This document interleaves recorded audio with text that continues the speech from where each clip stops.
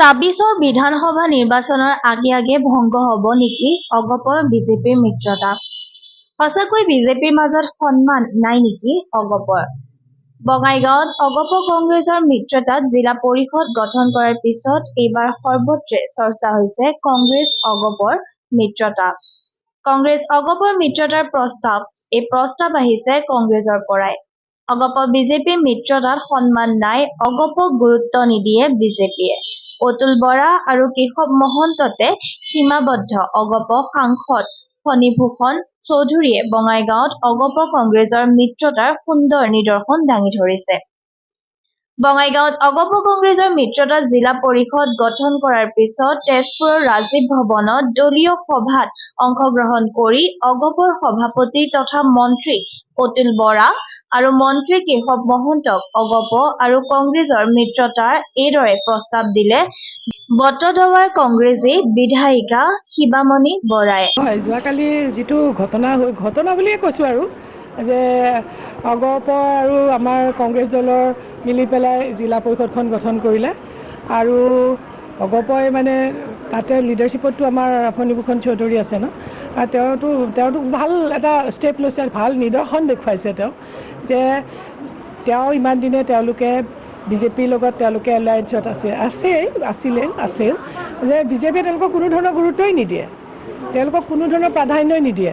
গতিকে তেওঁ বুজি পাইছে যে একমাত্ৰ কংগ্ৰেছ দলেহে সকলোকে সন্মান কৰিব জানে আৰু সেইকাৰণে তেওঁ হয়তো মানে আমাৰ কংগ্ৰেছ দলৰ লগত এলায়েন্স কৰি পেলাই মিলি পেলাই জিলা পৰিষদটো গঠন কৰিলে। মই যিটো দেখিছোঁ, চাওক, অগপৰ সন্মান আমিতো দৃষ্টিভংগী সকলোৰে থাকে, তো আমি দেখিছোঁ যে তাতে দুজন মন্ত্ৰী, মাননীয় কেশৱ মহন্ত ডাঙৰীয়া আৰু এজন আমাৰ প্ৰেচিডেণ্ট, অগপৰ প্ৰেচিডেণ্ট অতুল বৰা, সেই দুজনেই AGP নেকি এনেকুৱা লাগিছে এতিয়া। কাৰণ তেওঁলোকে বাকী AGP সন্মানটো তেওঁলোকে জনোৱা নাই যিটো দেখিছোঁ। আৰু তেওঁলোকে মন্ত্ৰী হৈ পেলাই তেওঁলোকে কি কাম কাজ কৰিছে? গোটেই যিমান মন্ত্ৰী আছে, মন্ত্ৰীসকলে দেখোন নিজাববীয়াকৈ একো এটা সিদ্ধান্তই ল'ব নোৱাৰে, সকলো দেখোন মুখ্যমন্ত্ৰী ডাঙৰীয়াইহে লয়। বিজেপিয়ে তেওঁলোকক সন্মান দিয়া নাই। গতিকে আমি আহ্বান জনাইছোঁ, আহক আমাৰ দললৈ, আমি যিমান সন্মান দিব লাগে সন্মান দিম তেওঁলোকক।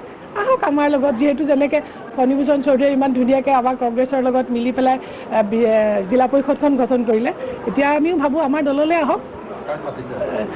মন্ত্ৰী মানে গোটেই দলটোকে মাতিছোঁ আৰু তেওঁলোকক। অতুল বৰা আহক, কেশৱ মহন্ত আহক, আমি যিমান এলায়েন্স কৰক, আমাৰ লগত আহক, আমি সন্মান দিম নহয়, আমি কংগ্ৰেছ দলে সন্মান দিব জানোতো। বিজেপিৰ লগত অগপ ভৃত্যৰ দৰে আছে, বিজেপিৰ কথাত উঠব এই মন্তব্য কৰি অতুল বৰা আৰু কেশৱ মহন্তক মিত্ৰতাৰ প্ৰস্তাৱ প্ৰদেশ কংগ্ৰেছৰ সম্পাদক পাৰ্থপ্ৰতিম বৰাৰ।